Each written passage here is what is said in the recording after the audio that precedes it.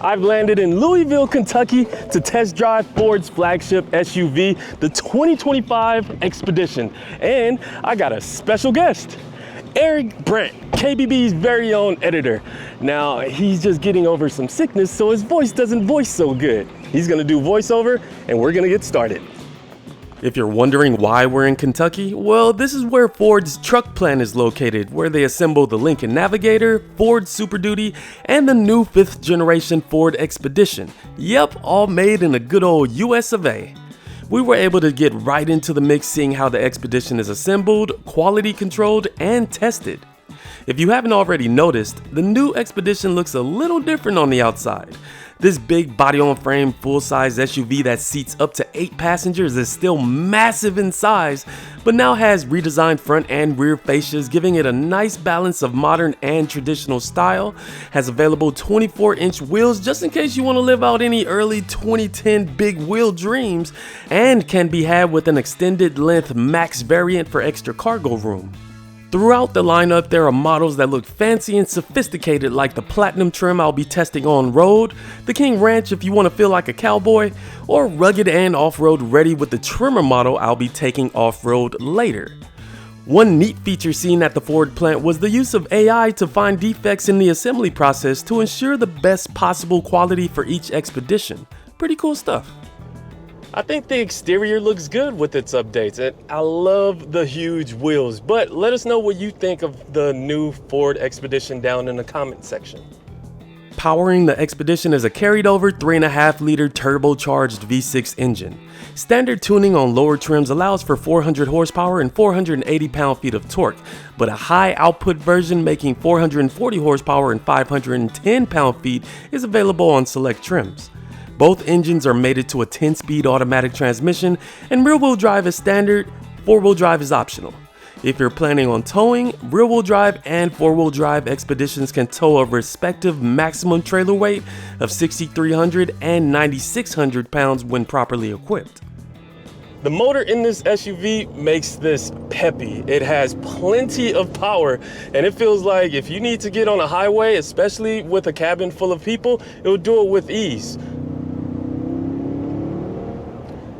And the good thing is the transmission is shifting nice and smoothly, and even when you're cruising down the road, you could barely notice it doing its thing. That's great.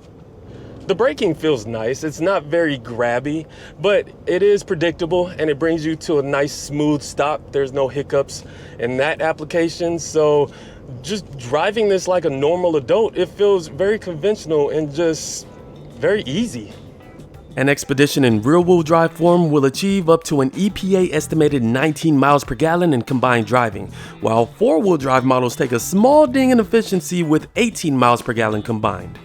While at the Ford plant, we were able to ride along with a quality control technician through a small course of bumps, curves, and rocky road to ensure that the ride quality of every Expedition that leaves the line is up to spec and doesn't have any rattles, creaks, squeaks, or issues with suspension.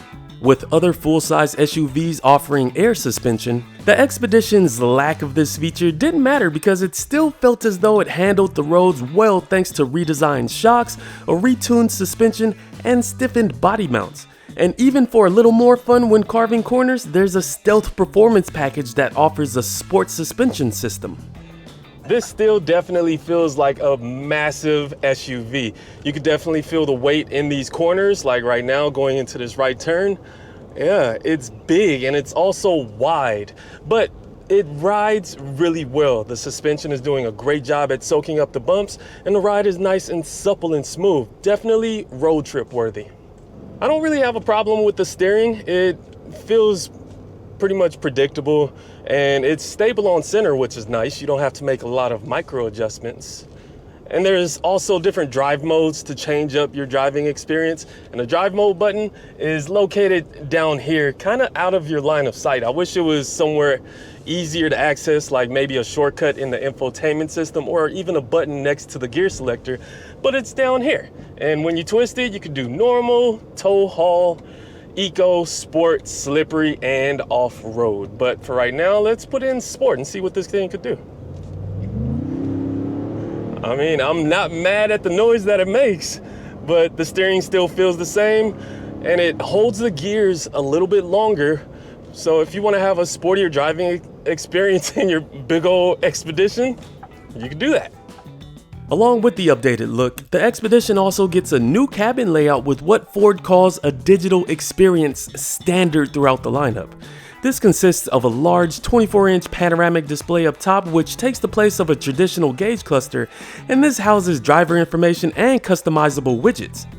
And down below is a supplemental 13.2-inch touchscreen that comes with wireless phone connectivity and utilizes Google Assistant or Alexa for in-vehicle controls like finding a destination or setting the temperature. Ford used virtual reality to help design the interior so that they can see what the screens look like in 3D form and how the large panoramic screen fits behind that flat top and bottom steering wheel. Technology, am I right?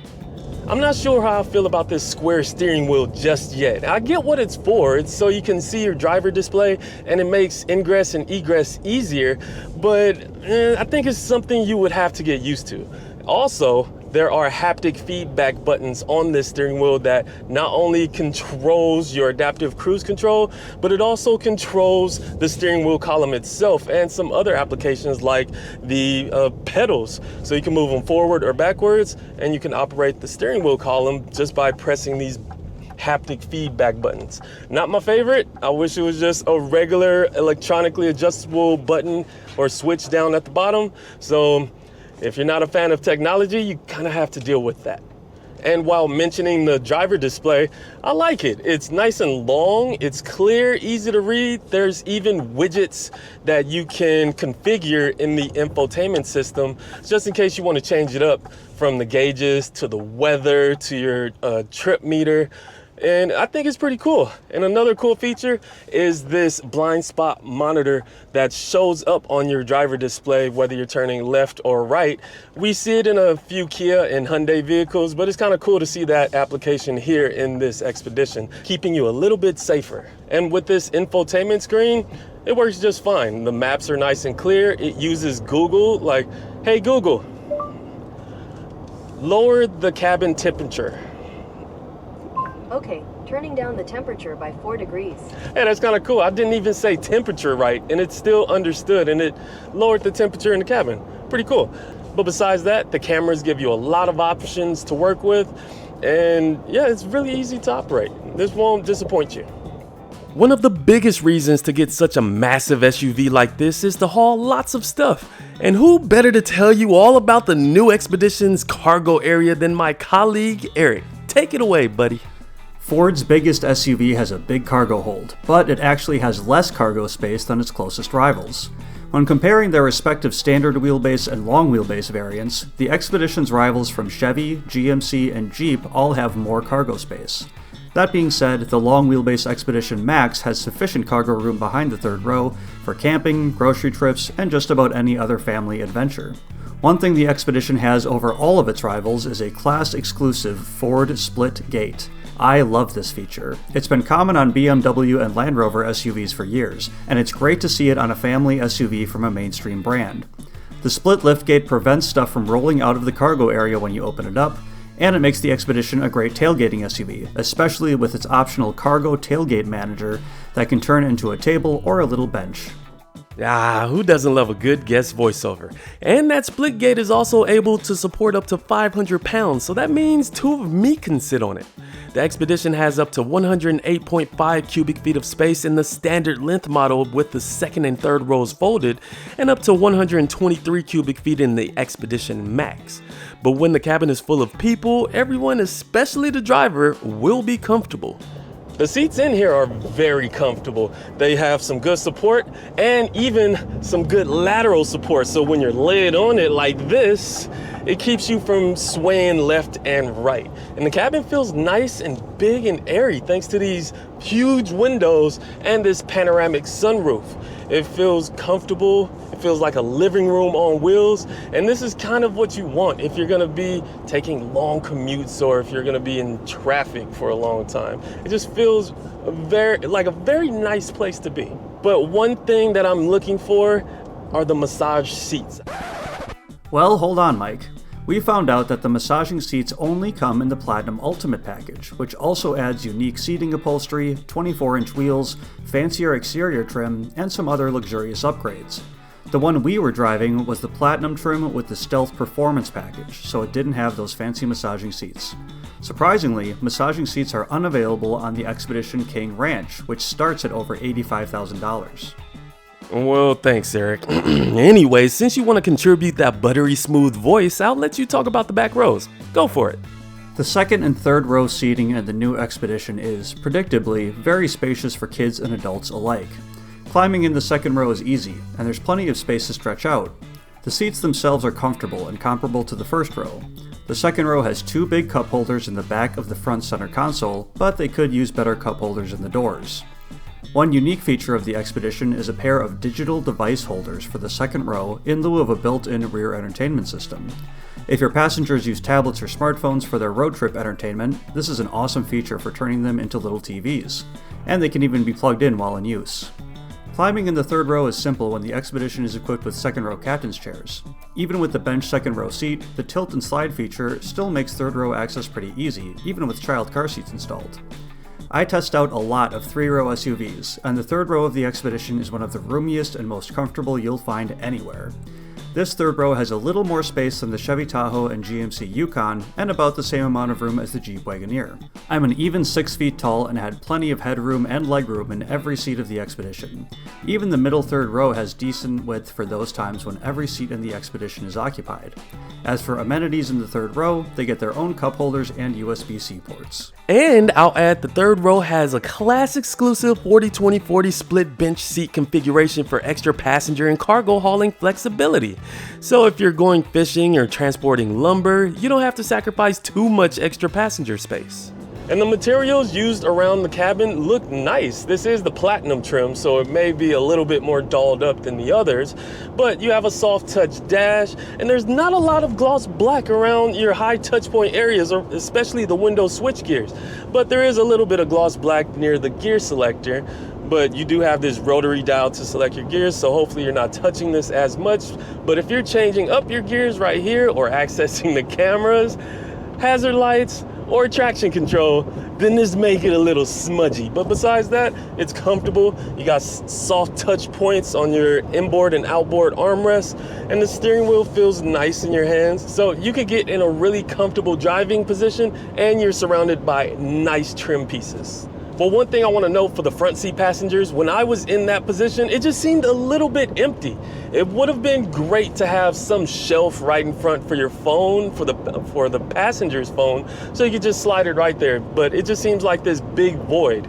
Now, I'm not knocking the Expedition's storage capabilities at all, because there is a sunglasses compartment, which I always love, and you also have a console that can move back with a really deep center compartment, and you also have storage up here, which one party trick the Expedition does nicely. When you move this back, store something up front, and then move it forward, it's gonna lock into place when you turn the car off. So it's a little hidden storage cubby. Good job. On top of large door bins and just this situation, you can put a lot of stuff in here. One thing I really appreciate about this new Expedition is how quiet the cabin is. There's not a lot of road or wind noise coming into the cabin, despite this having 22-inch wheels on this Platinum trim. And the drive is just really nice. If you wanted to zone out and relax, this is definitely the place to do it. And the build quality is pretty nice. With this being so quiet, I don't hear any squeaks or rattles. One complaint though is there's no digital rear view mirror. So if this cabin was packed out with people or supplies or whatever you have, camping gear, who knows? How are you gonna see out the back window? Over both my shoulders looks fine thanks to these large windows, but going straight back, it would be nice to have that digital rear view mirror. If you're in need of safety features, the Expedition has a litany of standard driver assist tech, including a 360-degree camera, automatic emergency braking, lane keep assist, and Pro Trailer Hitch Assist and Pro Trailer Backup Assist. And if you're looking to relax, Blue Cruise hands-free driving assist will be available on higher trimmed models. And this latest iteration of Blue Cruise works great and is actually pretty easy to operate. You just press the adaptive cruise control button on the steering wheel and right away it lets you know that it's hands-free. Now you have to use these haptic controls on the left side of the steering wheel to control your speed and your distance. So I'll just go the speed limit and there you go. It makes it almost foolproof to let you know the system is in hands-free mode. Now with this new system, it also slows you down a little bit more going into turns, and it also works with the lane centering. When you're approaching a semi, it scoots you over away from the semi, which is great, so you won't feel paranoid driving next to a semi with an autonomous driving system. So we're gonna test that out right now. So as I'm approaching a semi, it's showing that I'm in the center of the lane. And as I scoot a little bit closer, come on, go, go, go. It will scooch me over to the side. And it shows you a little graphic of your expedition, of your lane positioning. And when you pass the semi, it goes right back to the middle. It's a good system, great for long road trips. So the Expedition is great on road. It's a highway warrior and it's very comfortable, but this is on road. We're gonna see what the Expedition Tremor model is about when we take it off-road. The 5th generation Ford Expedition introduces a first ever off-road capable Tremor model to the lineup, replacing that Timberline that everyone had such a fun time pronouncing. It only comes with the standard wheelbase and gets a more rugged look on the outside with dark trim pieces, 33-inch all-terrain tires with electric spice orange accents letting you know where the valve stems are located, 10.6 inches of ground clearance, orange colored recovery points, unique lighting near the roof and in the grille, underbody protection for the fuel tank, front axle and transfer case, and of course Tremor branded seats. It comes with that high output engine, 4-wheel drive, and a 2-speed transfer case all as standard kit. So now I'm in the Expedition Tremor and I'm in off-road mode and my rear lockers are locked. So this Tremor model has no problem putting power down, especially with those 33-inch tires. It gets really good traction and this is really confidence inspiring. It feels easy. The suspension is actually really comfortable. Like, we're going over all of these rocks. It's doing a good job at keeping out a lot of the big jarring motions from entering the seat. And yeah, it's soaking them up really nicely. Yeah, the Expedition in front of me is slipping and sliding. So Mike Daddy's gonna go. Let's do this. Oh yeah, no slipping and sliding from me. Now that's how you take a line. Eric is having such a good time. He can't talk so good.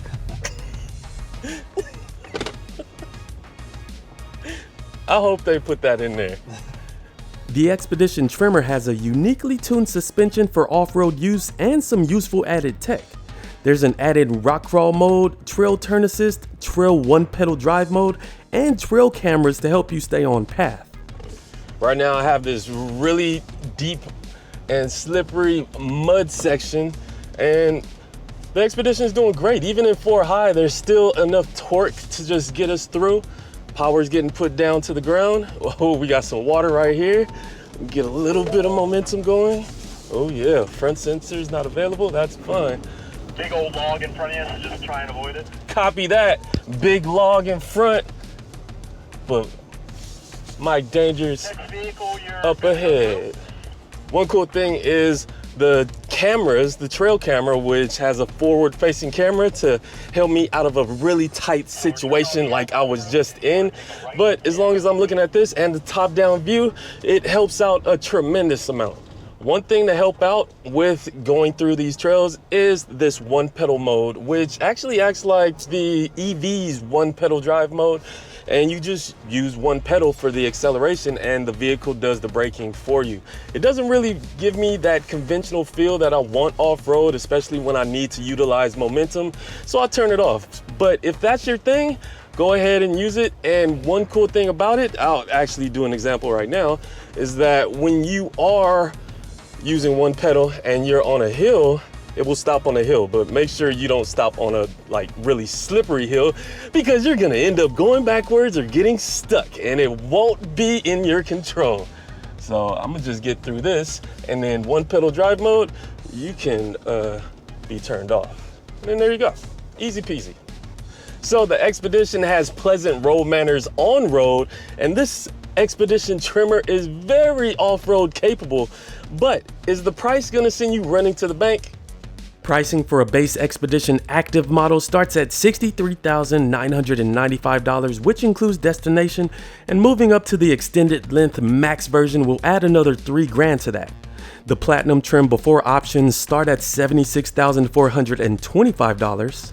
The new off-road ready Expedition Tremor begins at $83,025, and the priciest Expedition of the bunch goes to the King Ranch model starting at $85,650. Yippee-ki-yay.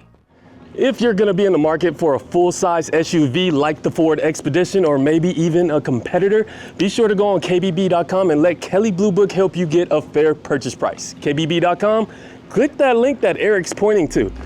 He can't talk so good. Some competitors that were mentioned earlier in this large full-size SUV segment include the Jeep Wagoneer and Grand Wagoneer, Chevy Tahoe and Suburban, GMC Yukon and Yukon XL, and also includes the Nissan Armada and Toyota Sequoia. Yeah, the Expedition can get a little pricey for upper trims, but Ford gives shoppers plenty of options to hone in on their ideal people mover and keeps this big boy fresh with a new look, cool tech, and various ways to keep their drivers lingering longer to fully enjoy their family ride inside and out. If you're interested in the Expedition, they're available at dealerships now. The Ford Expedition, it's big, roomy, comfortable enough to fit full-size adults in the back, has lots of tech, it'll keep you safe, it's hands-free, and there's that new split gate just in case you want to do some camping, tailgating, or whatever the adventure calls for. And if all of that sounds good to you, check out one for yourself.